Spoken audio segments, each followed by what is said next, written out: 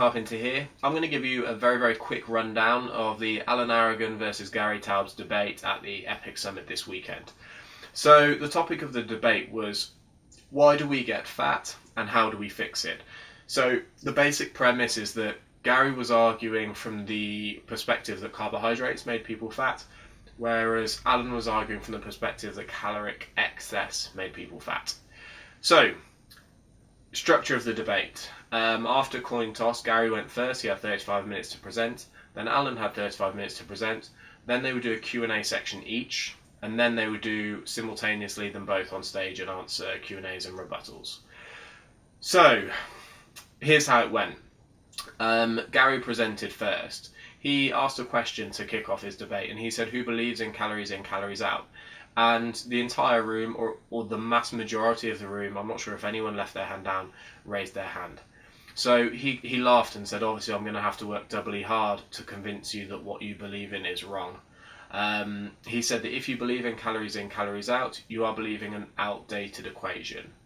He said if you were an engineer, you wouldn't even be using a smartphone because what you believe in is so outdated. He started kind of quite provocatively in that regard. He said that what we believed in was wrong, and he was going to show us why.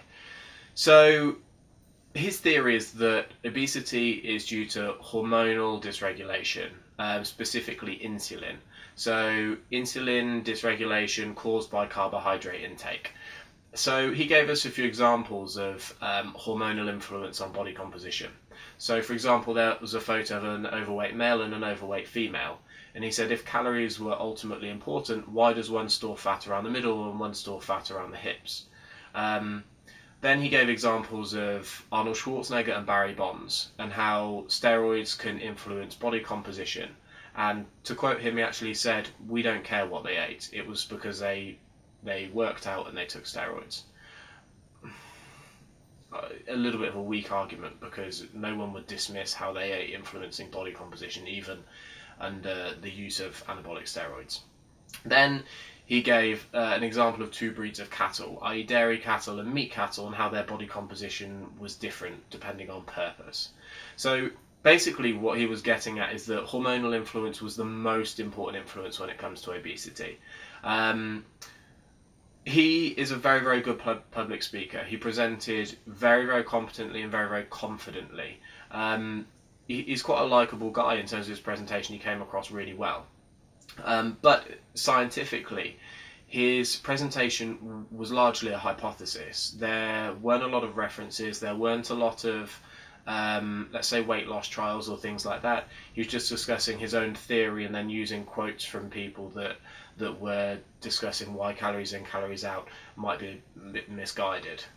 So then Alan presented. Now, Alan's presentation was much more scientific heavy. So he was essentially addressing the whole spectrum of research. So everything from metabolic ward trials to meta-analyses and research review compilations, right up to observational data, i.e. obesity rates in specific countries, food intake within those countries and how it correlates. Then looking at things like overfeeding data, carbohydrate versus fat overfeeding conditions.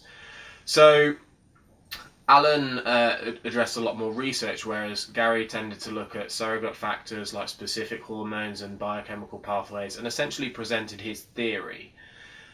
Now, there were a few rebuttals that kind of went forward each way. So, for example, Alan presented a list of Anthony Colpo's 28 metabolic ward studies. Gary interrupted at a time when he wasn't supposed to interrupt.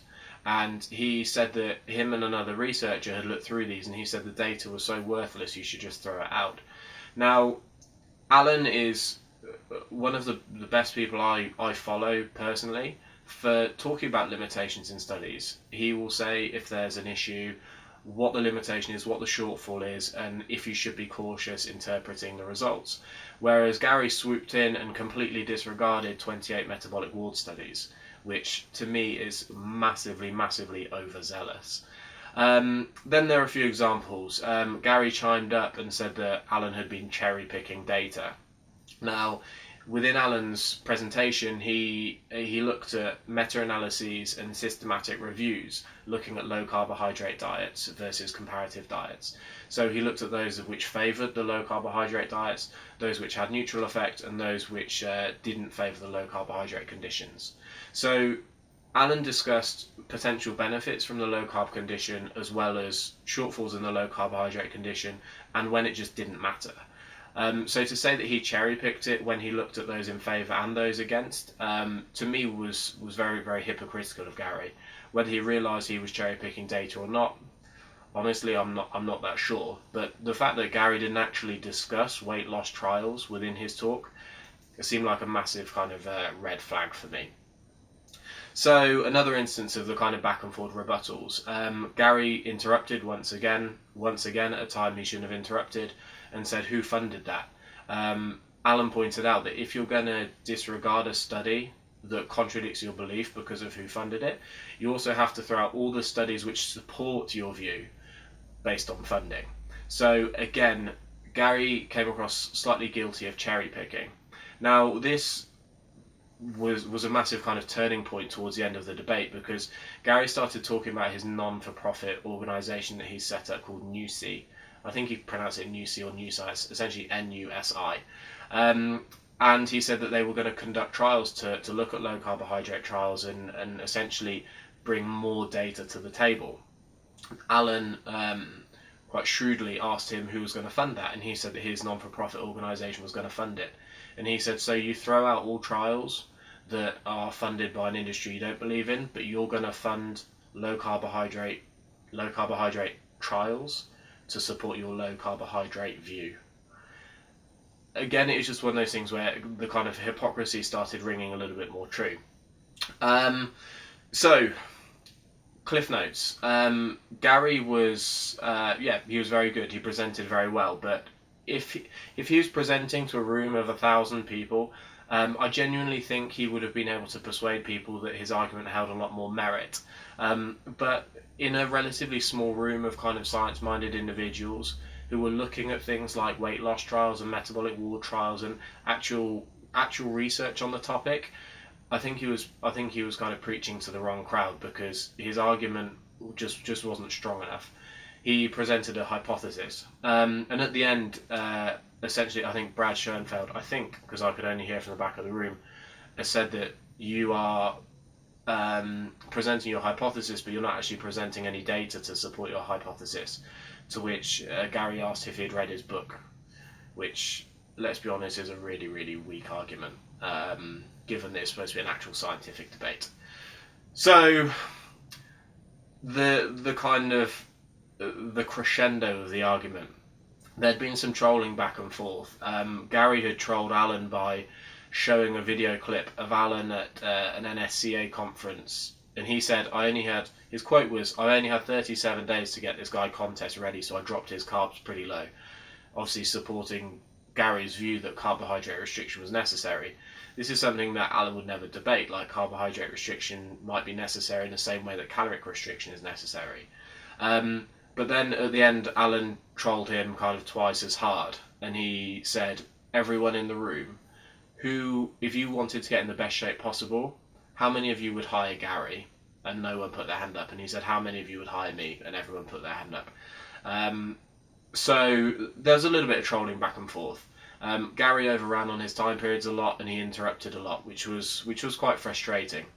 In the end, he was even pulling up like Cochrane data on his phone after his speaking bit had gone, which kind of reeked a little bit of desperation. So it was a pretty unanimous decision for Alan, and this wasn't something that surprised the crowd, I don't think. But it was a really good debate. It was good seeing people going back and forth. A lot of people said that they shouldn't have entertained Gary by presenting a hypothesis which most people believe doesn't have any scientific grounding or little scientific grounding. But I think debates like this are really important, because if you don't debate a theory like this against someone who can disprove it or provide better evidence for it, this person is essentially free to do whatever they want. So I actually think having this debate is much, much better than just letting Gary present on his own. So I was massively in favour of the debate, even if I thought the intellectual capacity of the two wasn't quite matched. That's being diplomatic. But yeah, so that's it. I hope this has been interesting. If you've got any questions about it, please feel free to ask. My Facebook page is facebook.com/Ben Carpenter's Burst Training. My Twitter and Instagram page is both BDC Carpenter. And thank you for watching. Bye.